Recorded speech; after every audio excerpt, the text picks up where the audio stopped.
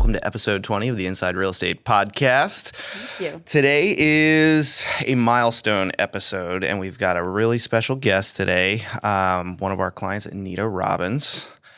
Thanks, Anita, for coming on. My pleasure. So before we get into Anita, I just looked up. I knew it was significant, but only about 20 to 25% of podcasts ever reach or exceed the 20th episode. So this is episode 20. When we first started this, I didn't think we were getting this far. Woo-hoo! So, yeah. And we've been talking about having you on for a while now. So Anita is a realtor and a bit of a rock star in her own right. So tell us a little bit about your background. Real estate? How you got into real estate, what you do before real estate. Okay. So I was coming out of a marriage with little kids, and I thought it made sense, thinking it would be very flexible.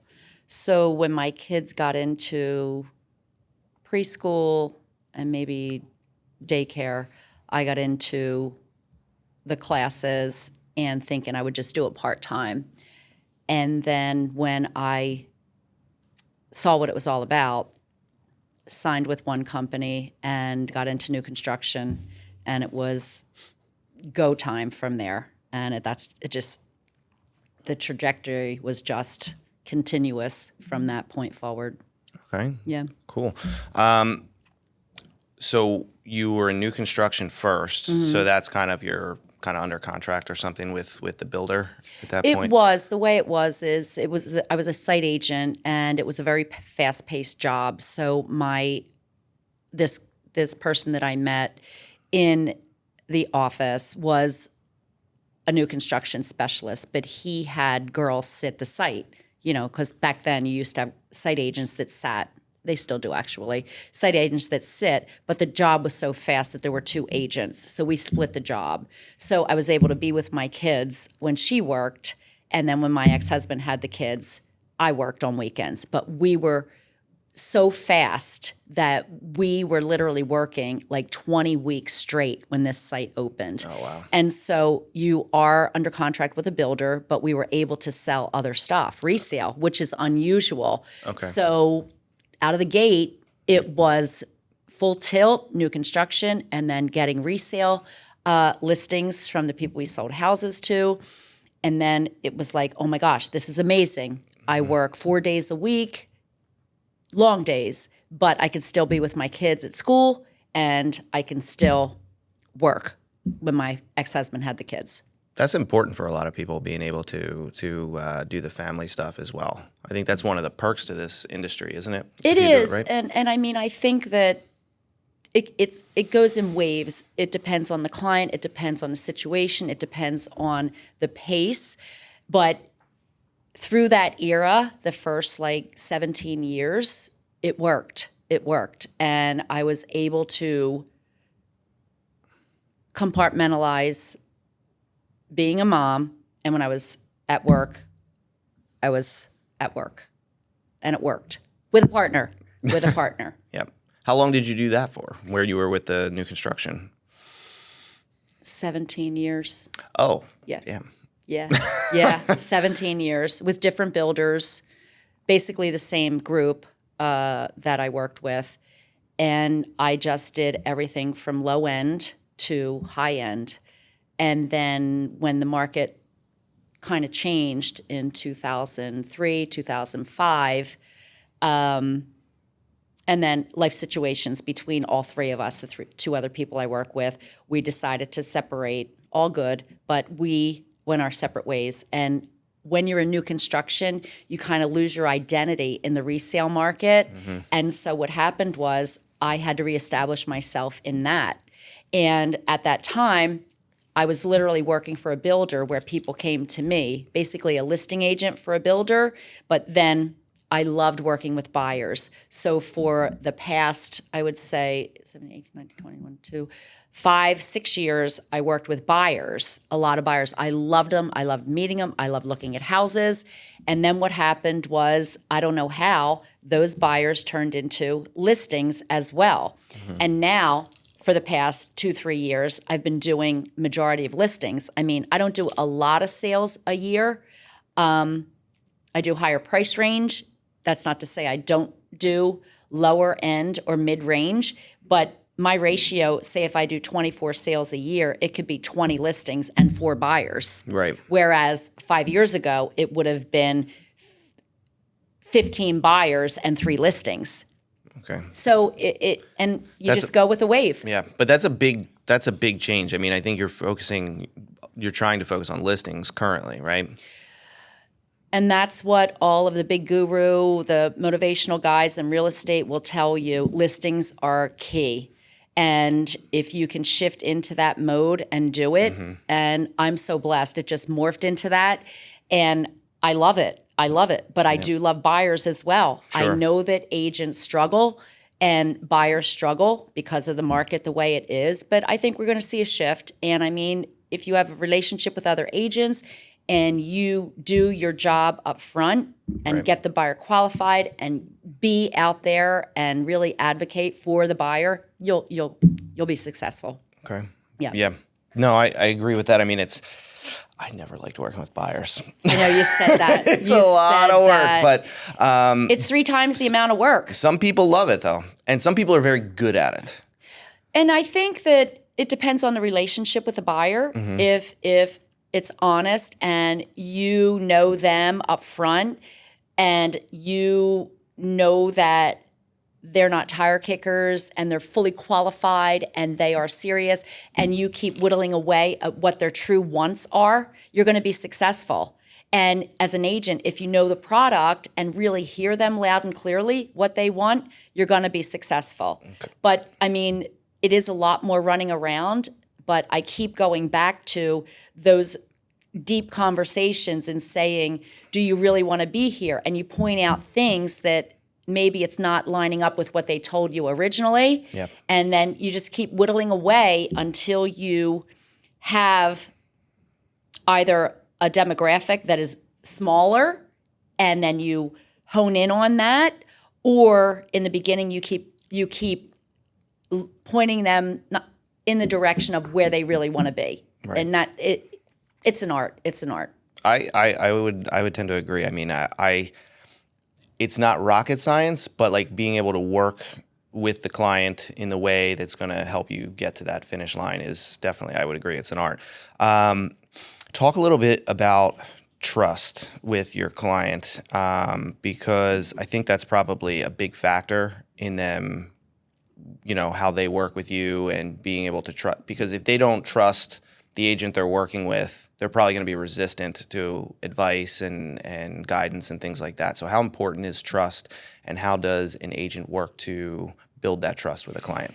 I think every agent is different, and you can see the different levels of trust in those relationships through a transaction, no matter what side you're on. If you're on the opposite side, you can basically see how close of a relationship agent buyer will have or agent seller will have. It's key. And so this is my 26th year into real estate, so I've seen a lot of different trends. And so from young first-time home buyers to senior sellers, you know, senior space, you kind of follow their lead. Like I would say the millennials really want text and email. They don't want to be on the phone. Experienced buyers get to the point a little bit faster. And senior buyers, they want to meet with you.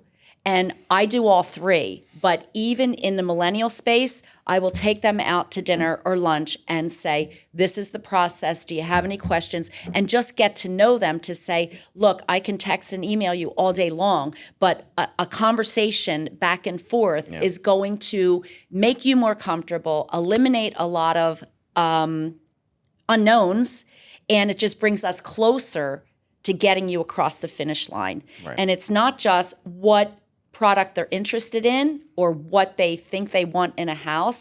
It's the process. Because if you mention it to them up front, have the opportunity to mention it up front, when they're in it, they're not going to be as surprised. And they're going to say, oh, yeah, I remember we talked about that. Can we go over it again? Or no, I got it. And that is so key. Mid-range buyers, like people that have sold and purchased a couple of few homes. It's just updating them on what is going on now. You know, what the market is doing, whether it's a buyer's market, seller's market, what they can expect, how we're marketing the house. It's just, you have to have the current conversation with them. Seniors, meet with them every single time. So with me, I get right into it, but I will always follow their lead, but encourage the face-to-face conversation. Right. 1,000% of the time. Okay. You mentioned so you're dealing with a range of different types of buyers and sellers. So from seniors to first time to whatever. What are you seeing, or who do you work with? Is there one group or type that you're working with more? And is that a product of the way the market is currently, that those type of people are the ones in the market? I don't think for me. I think when you establish yourself in real estate and you've been around for a while, of course you're going to get, hopefully, repeat clients. And that's back to your original question about trust. If they trust you and you are top of mind, they will remember you and obviously keep in touch. But currently I'm working with a little bit of everything. I have first-time home buyers. I have a lot of people in the senior space, and I have some people that are just either downsizing or blended families. Whatever the situation is, I'm selling their houses. The thing is that with me now, a lot of people I sold houses to, I'm selling to their children now. So you did a good job somewhere along the line. And listen, I can tell you, switching companies, I'm doing better, and it's back to basics, and it is staying in front of the people that are right under my nose, right in my database. And that is so key, because for years, when someone called me, I would help them. But now I am reaching out and saying, do you know anybody that needs help in real estate? Yeah. But I do want to get into that, because I know you were with another company before the one you're with now. Yes. How long were you with them, ballpark? 22 years, left for another broker for a new construction site for a couple of years, and then went back. So I would say 22 years, and then 2 years, and then now I'm with my current company going on year 2. Okay. So you moved. What prompted the move? What were you not getting, or what was the reason that you decided to make that switch? I think... And this is not to badmouth the not last at company. Not at all. I had right. a tremendous career with my original broker, and still have some fantastic relationships. And I learned so much from 2 or 3 key people in that office, and I hope they know that. But I have high energy. I have a lot of energy. And my office used to be so high energy and very cohesive. So when I got into the business, that's what I know. And that's what I missed as the market started shifting. People stopped coming to the office. That's across the board. That is not just our Agreed. office, across the board. And then COVID happened. And so, it got to the point where I said, I'm either going to retire and give my business to my daughter, or I'm going to give it a year at a fast-paced office. So I literally now go 40 minutes away from my office to be in a different culture and very diverse office that have people coming from Montgomery County, Center City, New Jersey, and Chester County. And so that, I figured, would give me more exposure to more opportunities. Yeah. Even though the bulk of my business is Chester, Delaware, and Montgomery County, I still have that opportunity to sell in Center City and different parts of the city. Absolutely. So culture, pace, just that, Yes, for sure. Yeah, this one goes 100 miles a minute, so you need to keep up. Okay, so but it wasn't just switching. Agents switch offices all the time. Yes. Right. Yes. And some of them, nothing changes. Right. So you went there. You found a culture that you connected with better. What things did you do once you got there that transformed your business? Because at least from what I can see, since you made that move, you're kind of like, yes, it's like true. a rocket. So It's true. what did you do? What did I do? I met with someone who really made me dig deep and look at how I treated real estate. Real estate basically ran me, and now I treat it like a business. I'm an LLC now. I had so many people in my database from 24 years of being in the business, but I never categorized them. So it took me a year to whittle it down from thousands of people to now a quality database. And so I learned to work my database, and I learned to be organized with that. I learned to call, which is hard. I learned to do that, and now I love it. And I know that there are millions of ways that we can generate business, but I know now what I'm good at, and I stick to 3 to 4 things. That's good. Instead of getting caught up in all of the emails and suggestions on how to make a living. The bottom line is it's making that call, writing that note, telling people I'm in real estate. And I mean, I was at a bar in the airport getting ready to go on a trip, and the bartender said, "Are you guys in real estate?" And I said, "I am." And I listed his house. So From an airport. from the airport. And am I comfortable in South Philadelphia? Not 100%, but I got the help that I needed, and I listed his house. That's awesome. So it's just now I am driven to just let people know. And the thing is like you said, I accelerated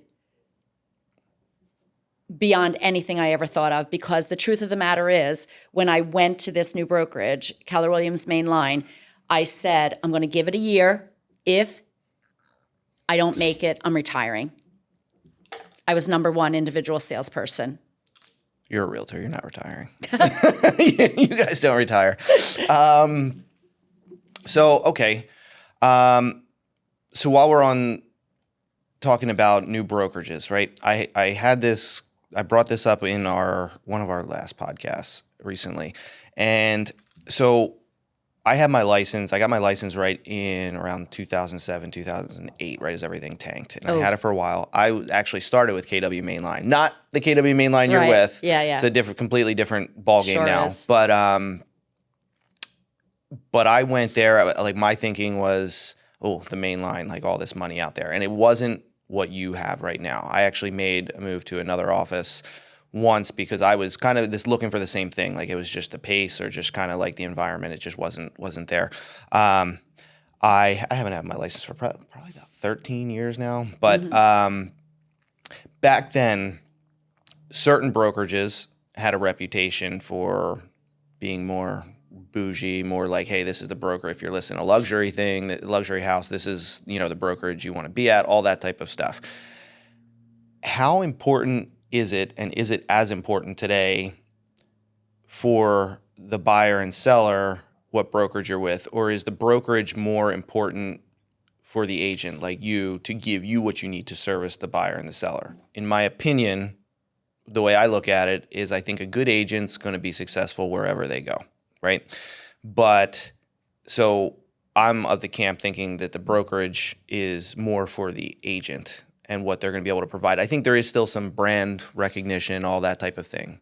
But you're seeing agents that have success with newer brokerages just like they would if they were with one of the big old school names. So how important is that now? I think it just depends on where you are in your career, what pace you want to be at and set for new goals. For me, as I said, my old brokerage was very good to me, and I did have success there. I needed more energy. I think just like agents, things are seasonal, right? Cyclical things are great, then they're not. I think with brokerages, sometimes you'll see a slew of one brokerage's signs for a wave, and then you'll see the next wave of a different color sign. And I think that the consumer sees that, and maybe certain areas of like Chester County or the main line are used to seeing a certain color sign and they'll stick with that, or an agent is very successful in that one concentrated area, which isn't a bad thing. I mean, they don't have to go. I know agents that will stay in one area and never move again, and they make a fine career out of it. But when I just wanted to see what the brokerage had to offer to me, number one, meaning back house, the support, all of that stuff, the technology, and basically what they did for every consumer, not just mid-range, but what they did for luxury. And you're right, some do have a reputation for gearing more toward luxury, but then it comes down to the agent. So I just feel like in the 80s and 90s, you would see a certain color sign. And then in the late 90s, started to see a different color sign. And now that's what you're seeing. You're seeing different color signs, and some of the original signs are going away. Yeah, I agree. Different brokerages just can't keep up. Do you think sellers, when they're looking to list their house, are gravitating towards the signs they see most, or you think they're just looking for a good agent? Where do you think their mind starts when they're looking for an agent?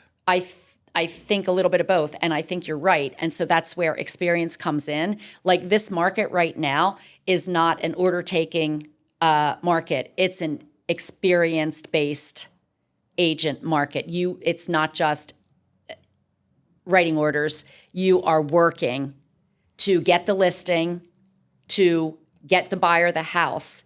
And so if somebody sees a bunch of signs, they're probably going to list the house. They're probably going to interview that key agent or an agent from that sign color. They're also going to get somebody with a different color sign and see how they fare. And I mean, I think that's where the work comes in. So I'll give you an example. I have a listing on the main line, or had a listing on the main line, and two of the key agents down there I was up against, and I won. And I mean, did I expect to get it? I didn't know, but I gave it 100%, saying, I can do this, I can do this. And after we spoke, she called me that night and said, I'm going with you. And to me, that was a huge feather in my cap, not because it should be because the agents on the main line should get the agents on the main line, get the houses on the main line, but I worked for it. Mm-hmm. I was prepared and I worked for it, and I connected with the seller, and goes back to, again, she trusted me. From the moment we met, didn't know her, from the moment we met, we established a rapport, and she trusted me, called me that night. That's awesome. Yep. That would have been exciting. Yeah. Were you like on the phone doing the happy dance behind the scenes? I was shocked, actually. But she even said to me, she said, I know that these two agents can sell my house, but I know that you'll listen. Wow. That's quite the compliment. Because I listened to her the whole time. Wow. Mm-hmm. That's awesome. What are, in today's market, when you sit down with a seller for a listing appointment, what are some of the top concerns or questions you get from sellers these days?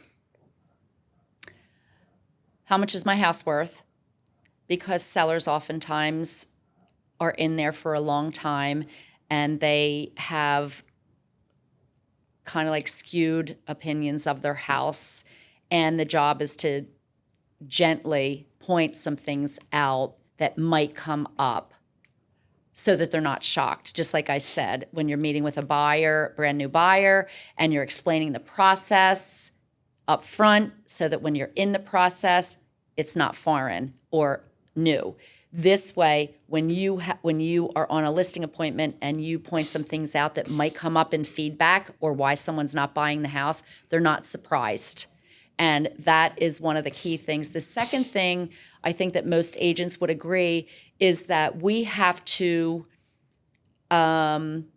explain what Zestimates are. and we're always up against, well, Zillow says this, Zestimate says this. We have to go in and give them real comps of how their house compares to what's sold, not some random number. How much pushback do you get when your number you based on comps you give them is really off?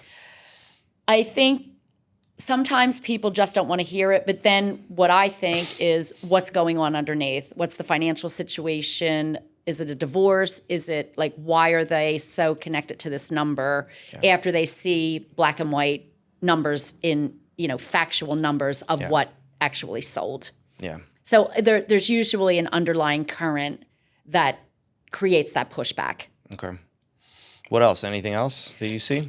As far as what? As far as the sellers, things that they're asking, like based on today's market, because we all know how, it's back in, the market crash before, it was like you needed that contract for a year because you didn't know how long it was going to take to sell a house. Now it's like foregone conclusion if you really have to screw up not to sell a house right now. Or something unforeseen coming up in the Sure. house. Yeah. Sure. What it's shifting. It's shifting, Brian. So, the thing is Q3, Q4 last year and spring of this year, it was still 1,000% seller's market, right? Mm-hmm. And now, things are starting to sit, but I don't take that as something's wrong with the market or something's wrong with the house. It's just that some of the sellers are still at those numbers, thinking they're getting those numbers, selling the house in a day with multiple offers and no inspections. I'm not seeing that. Some of that I think is because the market, the prices and everything got pushed so high so fast that you're still getting an outstanding number for your house. It's just how high can it go? There has to be something where it settles down a little bit. But I think right now, in the last couple weeks, it seems like we're getting a little bit of a breather. But I think it's going to, as far as just like the market, things like I'm hearing people say the same thing, that the market is maybe shifting a little bit. I feel like there's the possibility that once we pass Labor Day, that it's gonna go nuts again. Especially if the interest rates take that little bit of a down. Yeah, it may. But I also think that I have this strategy, and other agents do. I price at market value or a little below based on what the sold comps say, and then let the buyers drive it up. But if you start 10% higher than what market value says, first of all, you're getting lesser amount of buyers through the house, and then you're most likely getting less offers. So there are graphs that show how many more people. It's like casting a bigger net instead of staying up here and hoping that something sticks and then say, oh, reduce. Because if you get me as a buyer's agent and you're on the market 30, 40 days, I'm going in for the kill, and that's just fact. But here's the flip side. 2 years ago, 5 years, 15 years ago, high end, you like you said, you needed that year contract or 4 months, 6 months, 8 months. That was common. We don't even generate print marketing material anymore because in the last couple years, things sold before you even got out of print. So now I'm starting to see if people want to test the waters with a higher price, they're going to sit a little bit. Yeah. And that's okay because I just say I'll give you 10 days, 2 weeks, reduce, try to capture some of those buyers. It just happened. I had one that was listed a little high. We both agreed. And the statistics showed that I should have had an offer, but it was summer. The house is a little compromised. It's on a hill. And so there were some obstacles that through feedback we adjusted. And as a result, because we stayed in touch and kept up with the market quickly, we captured one of the original buyers that walked through, one of the original prospects that walked through. Instead of waiting 3 months and that buyer buying another house, we were able to capture him. at a reduced price. Okay. Yeah. Awesome. That's strategy. Now also part of that, I'm assuming, is setting an expectation up front that like, okay, if we're going to test this higher price with the potential of having to lower it, you have to 2 kind weeks. of talk. Yeah. But that's something you talk to them about ahead of time. So now it's not that frictiony conversation where it's pressure like, call. yeah, so you're not getting No, that. I don't do that. Yeah. I do not do that. So my strategies are two strategies. One, allowing them to be at a somewhat unrealistic price for 10 days to 2 weeks. That's it. Yeah. And then bring it down. And this market tells you very quickly if you're overpriced. Especially if you get a ton of buyers, a ton of prospects through and no offers. Because, yeah. But the other thing is, an experienced and good agent will not just accept the electronic feedback. I call every single agent for feedback and want the good, bad, the ugly. And then the other side is market value or 10% below. You're definitely going to get more prospects through. Mm-hmm. And then hopefully you can capture one. Yeah. No, that's good. Let's talk about technology in real estate. Okay. What are some of the tools that you use for your business? Okay. So I'm a fossil and I'm terrible at it. So I rely on you, Brian. And one of my most favorite things is virtual staging. I mean, that's so fun to me to see how you do that. And plus, it's a nice perk to the seller, not thinking that they're going to spend $3,000 to $10,000 in staging, and it's a nice alternative. That's number one. Second thing, in technology, I use something that's called Homebot. And that is like Zillow on steroids, Zestimates on steroids, and it's interactive with my client base. I get to put them in there, and they get to fill in the data. I just put in their address. They get to put their stats on if they have a mortgage, what their interest rate is, and it gives all of these different scenarios. If you wanted to rent it out as an Airbnb, if you wanted to cash out, if you wanted to upgrade, if you wanted to buy an investment property, and people love it. And I've been very successful with that. My first call from Homebot was a previous client that I just happened to put her on. Did not keep in touch with her, but I thought this was a way to keep in touch with her. She called me. She said, "We're selling the house. Do you want to come over?" I won over a different agent, and that was my first Homebot success story at $1.7 million listing.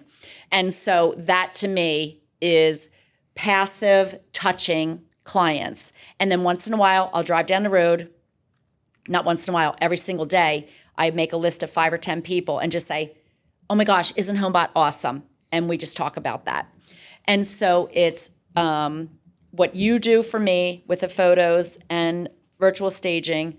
Homebot, I still send postcards, but technology, I have somebody do my social media because that is like torture. And that's about it, really. So those are your main tools. Those are my main tools. Yeah. Okay. Yeah. So let's go through those three a little bit deeper. So virtual staging, I agree with you. So one question I have: there are some cases where the real staging is better, and Yes. other cases.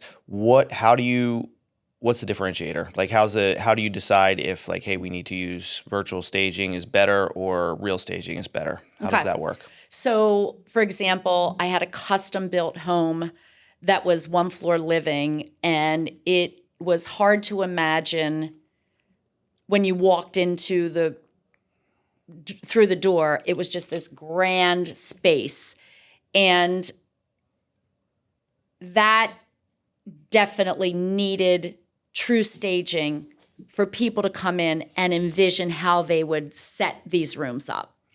And that did it because the client actually bought most of the stuff that from the stager. That was one thing. Another, when I do virtual, is when maybe someone's on a budget, or if the house is vacant and it just doesn't make sense. And if I can just see a couple of rooms virtually staged, versus the whole house being staged. And sometimes it does simply come down to like a gut call or an intuition. I'm just going to virtually stage this. Yeah. That would make sense. Sometimes it's just like you did one for me in Gladwin. The house was very traditional, but the upstairs didn't have any furniture in it. So you virtually staged the upstairs, and we kept the no. I'm sorry. I apologize. No, we totally staged that. But now you're going back, and I may ask you to stage a couple of the vacant rooms now. Okay. Yeah, absolutely. Okay, so you seem to take so a lot of people when they order virtual staging through us, right? It's not a bit. They're making a good call, I think for helping to market the property.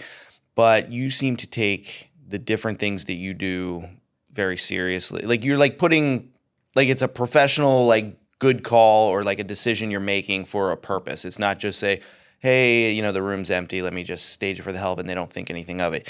You had a very cool story that came from the one that we did in Philly. I think it was a row home. Oh, yeah. That the buyer, will you tell us that story? Yeah, so it was a good friend. They, 3 little girls, and she was pregnant, and they were moving to South Carolina because the husband took a new job.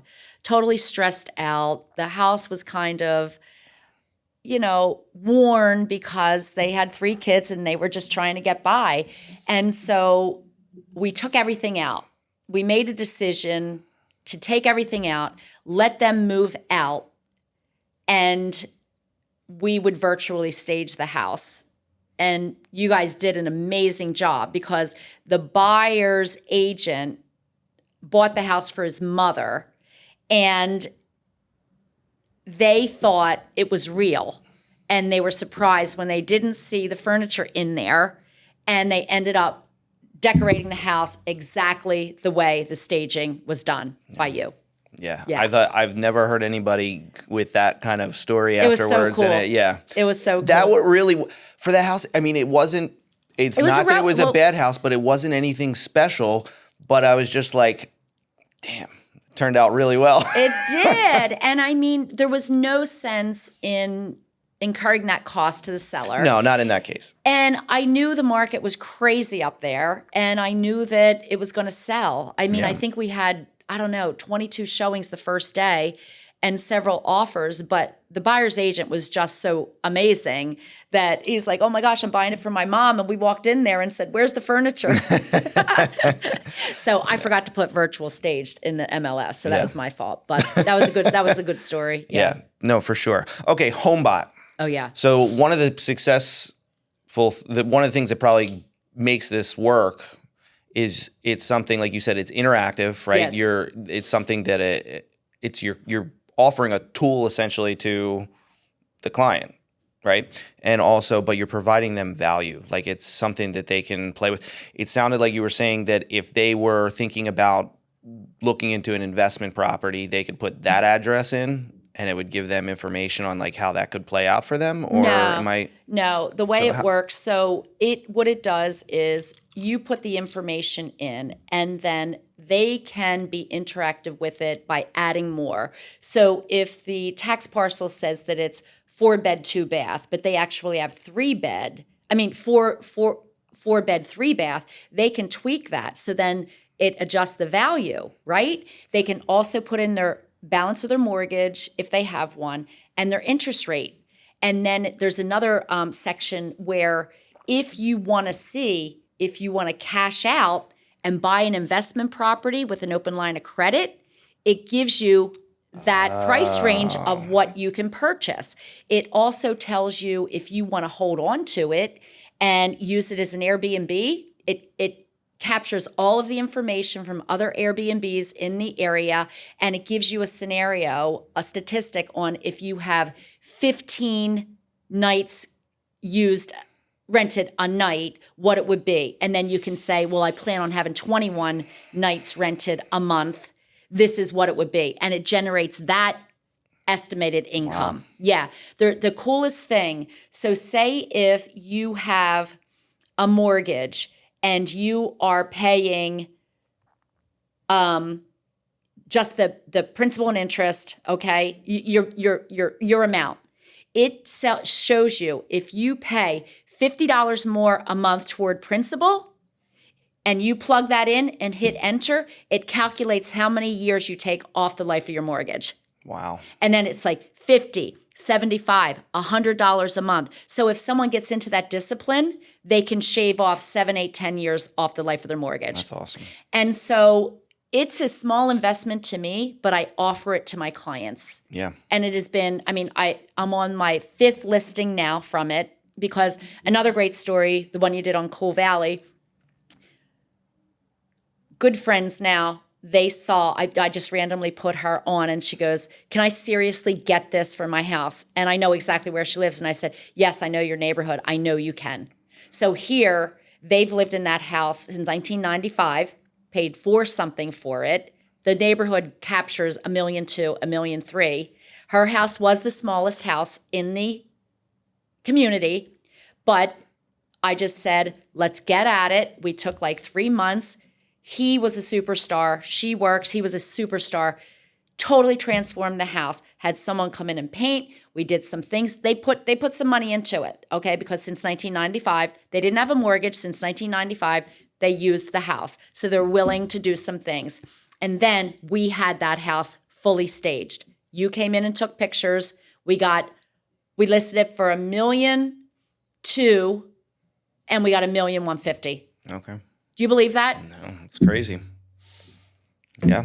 This, it works. It works. Homebot owes me nothing. I should be a spokesperson for Homebot. But the thing we'll tag them in this. The thing is that if people know how to use their house as an investment and a tool to get residual income, it's a no-brainer. It's residual income. You could utilize your house as a vehicle to buy other properties. Yeah. It's a no-brainer. Yeah. No, that's awesome. And it seems like that's a lot packed into this tool. So it's incredible. People love it. Because you're kind of getting the wheels turning. It's not just, hey, how much is my home worth? It's like a lot more than that. And it's like you're having them run scenarios. I could see somebody who's really interested in potentially making a move, like spending hours on this thing, just kind of like dialing in and what if we do this? What if we do that? You know? Well, they do, and I can see that. So, from the agent's perspective, like I don't understand why more agents don't use this, because they get a monthly tag. All of my clients, I get a copy, a printout of everyone who is active, most active. But when it says there's a little drop down that says issues, it tells me who's going cold. So what's so cool about Homebot, they stop emailing them. Okay. Which is so cool. And I've only had 3 unsubscribes in like almost 24 months. That's it, 3. And I'm not taking them off. Homebot isn't bothering them. I'm not bothering them. I am just checking in with them quarterly to see, just to stay top of mind. But the thing is they are so advanced that they don't bug them to where they're mad at me. The clients aren't mad at me. So, I mean. So it's smart enough to kind of help tailor the touches. Yeah, exactly. And then I pay attention to those people that are going cold and just reach out to them in a different vehicle. Right. Yeah. No, that's awesome. All right, social media. What are you doing? I look at things. I have an excellent girl who keeps me afloat. And that's another thing, moving to the new brokerage. They are social media based. Like they are strong advocates for getting yourself out there in everything that you do. Personally, because you want to show some personal side, some of your personal life out there. And the aspect is just to be out there so that you're top of mind. And I started to do that. And sometimes I just get like in my own head and I'm like, oh, I stink at this. I don't want to do it. But sometimes I'm just so random and have the best fun with it.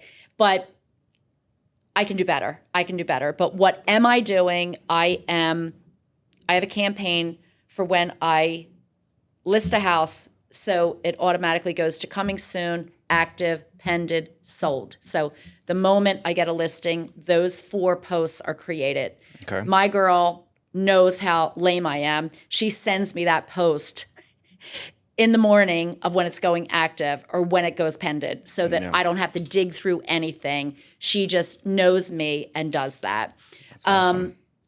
We do, I'm heavily involved with Toys for Tots, so we're starting up a campaign now to get as many toys as we can. So I need to get more after Labor Day. I'm going to be doing a lot more with that on a weekly basis. Awesome. I was doing Fun Fact Friday, but like anybody else, I get busy and stop, which I'm mad at myself for. But I don't know what I do. I don't. Sometimes I just see you do those, just not even related to real estate. You're just doing those nice little short videos that go in your stories and whatnot. I think you're doing a good job. And I don't think anybody that's going to watch this is going to say you stink at being on camera. Well, do you know what the thing is I don't mind doing the video. It's how do I upload it and all that stuff? Yeah. I mean, and how do I put it in a category? It's that stuff that is hard for me, but if I do it more frequently, it will become second nature. So maybe I need a tutorial from you.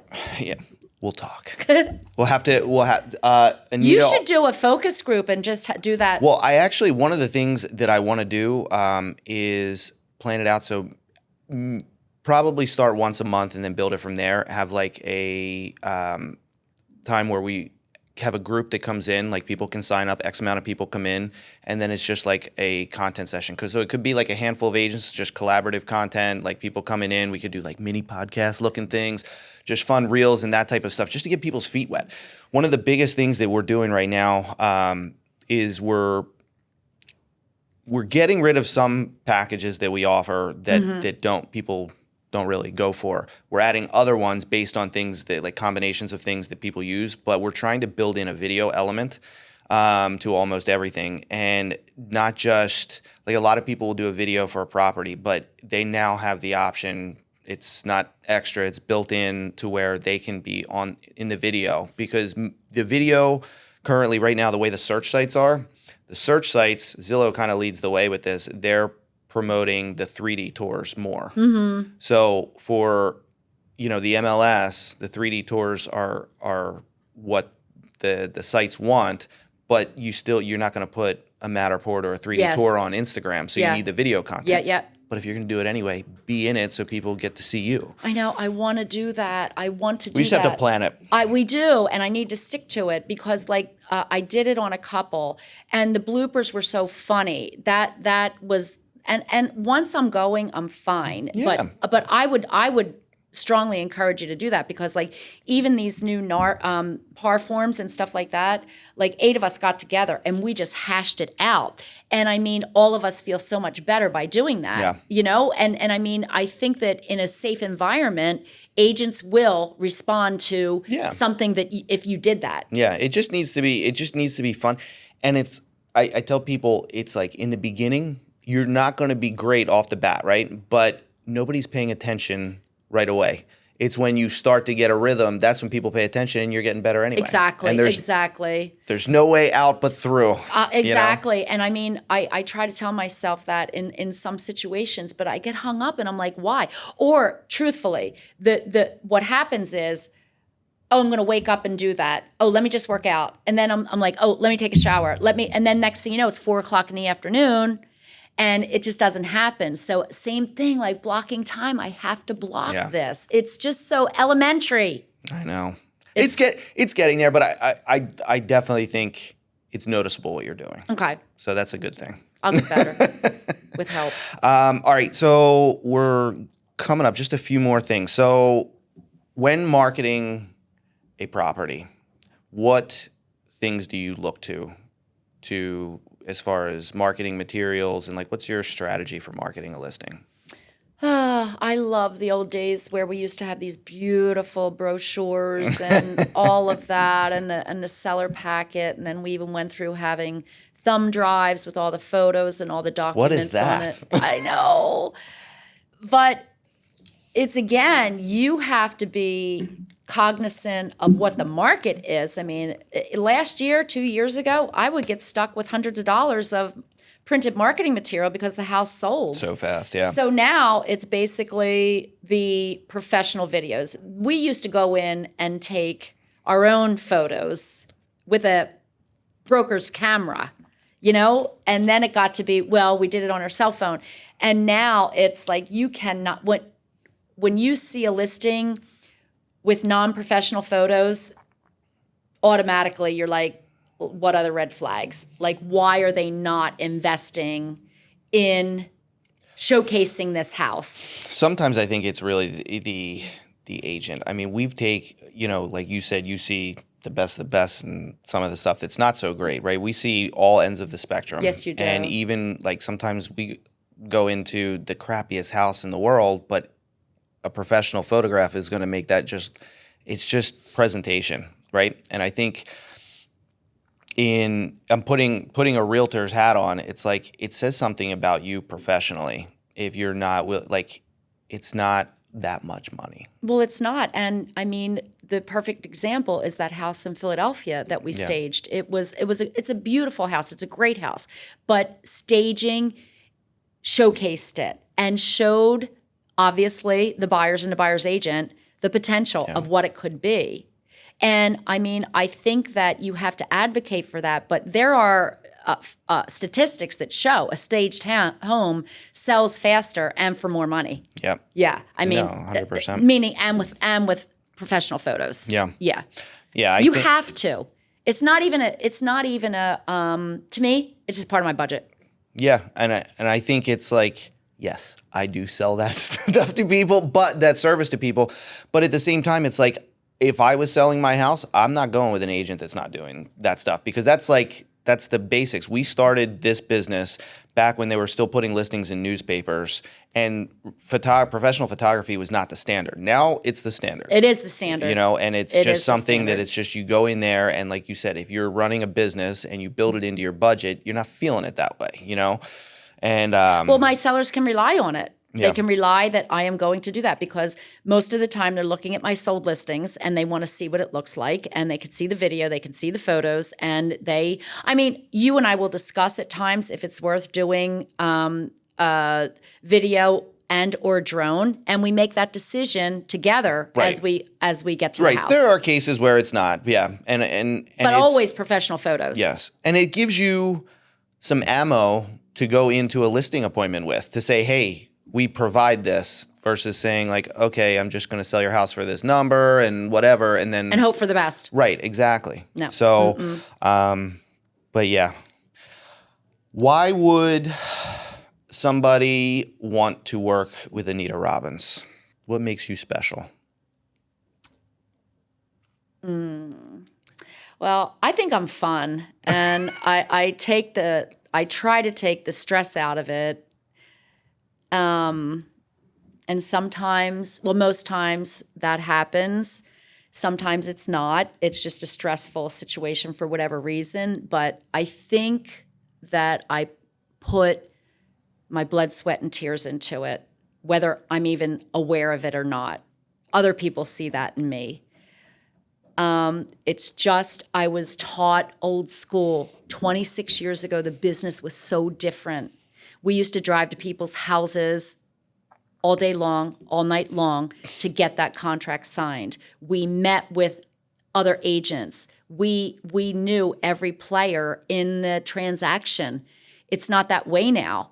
And I mean, I still, from the very beginning of this talk that we're having right now, I will always try to do a face-to-face. And another thing is I say goodnight to my people every single night through the transactions so they can relax. Yeah. If there is no news, I still say, I have nothing, but let's sign off. We'll pick it back up in the morning. And that allows them to shut down. Yeah. And that little gesture, but I do take it on. I take them on. And as a result of it, I have some beautiful friends throughout my career. I've been to weddings in different countries. I've been to baptismals, different culture. I've made tremendous friends through my clients, and that's always the goal.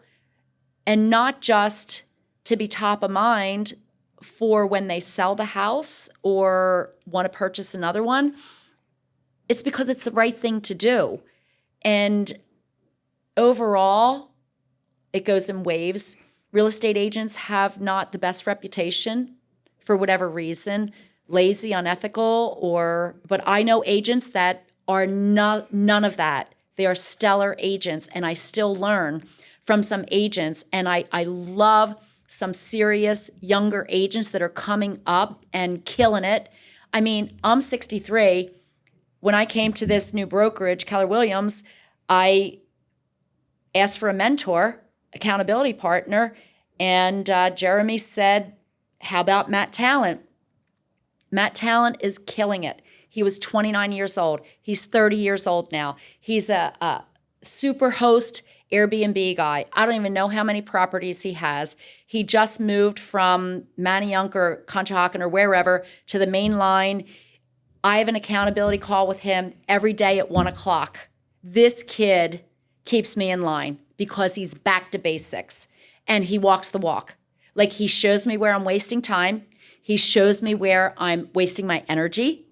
And he shows me where I'm so passionate that he feeds off of that. So it could not have been a better suggestion for me to have him as a mentor.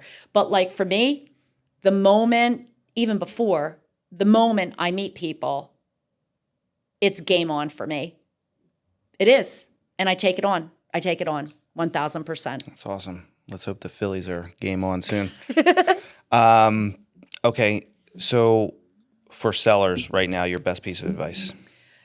One thing is to know that with me or whoever you choose, it's a team, and it's communication that keeps pushing the ball forward to get across the finish line.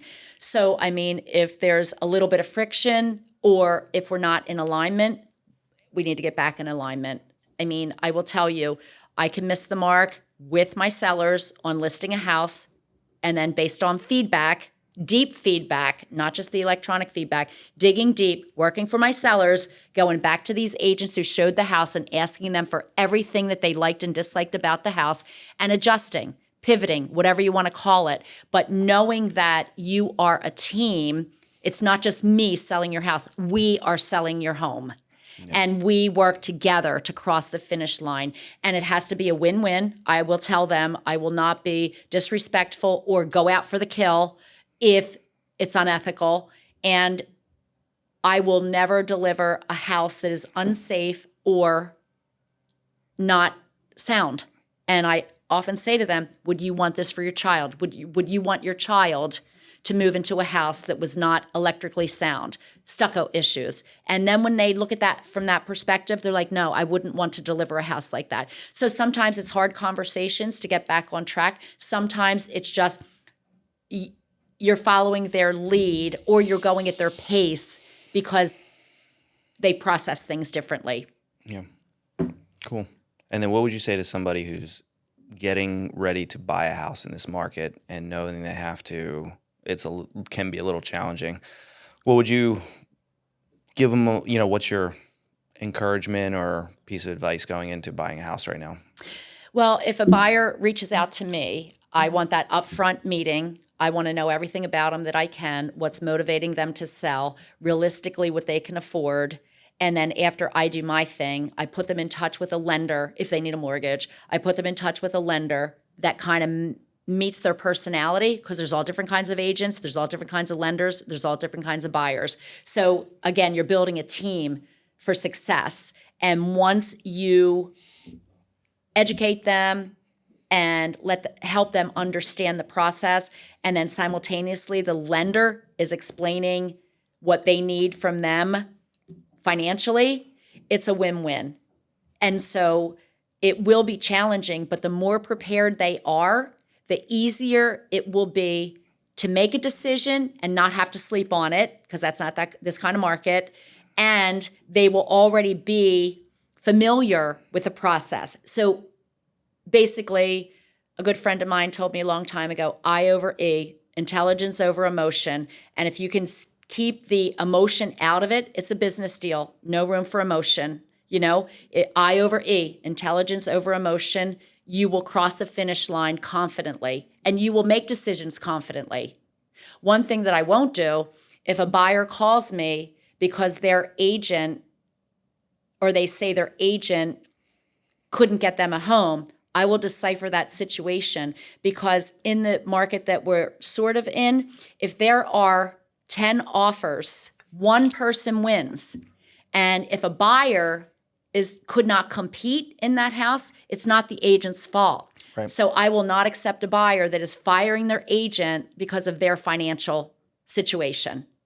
So that they're two different things. And again, that's getting the information up front, because agents don't want to lose a house either. It's a lot of work for a buyer's agent to do everything that they do and get them across the finish line. But if a house is $300,000 and the selling agent has 2 offers over asking cash, a financed buyer is not going to be able to compete. That's not the agent's fault. So again, you have to adjust or try to find something that might be overpriced and on the market a little bit longer and not have the competition. So again, it's a skilled-based market for agents. You cannot just go in and wing it. Yeah. I like that I over E. Very smart. Okay. So last thing, let's how can people get in touch with you? Anita at AnitaRobbinsRealEstate.com. Okay. And we'll put all of your stuff down in the description Awesome. of the video in there. And then if you wouldn't mind, send us off with a positive message to the world. A positive message to the world. Listen to more Taylor Swift. I love her. Well, I actually do love her. She bounces back. I love that. I just want to go through my life peacefully and with gratitude. Find gratitude in the gifts, because there are so many gifts that people just don't even see that they have. And also finding gratitude in the struggles, because we learn and we also see that we can grow from that. Or if someone else is suffering, how can you help them? So it's kindness and gratitude, and that I just want to live my life in gratitude and kindness. That's amazing. Thank you, Anita. Thank you so much, Brian. Appreciate it. All right. All right. That's it.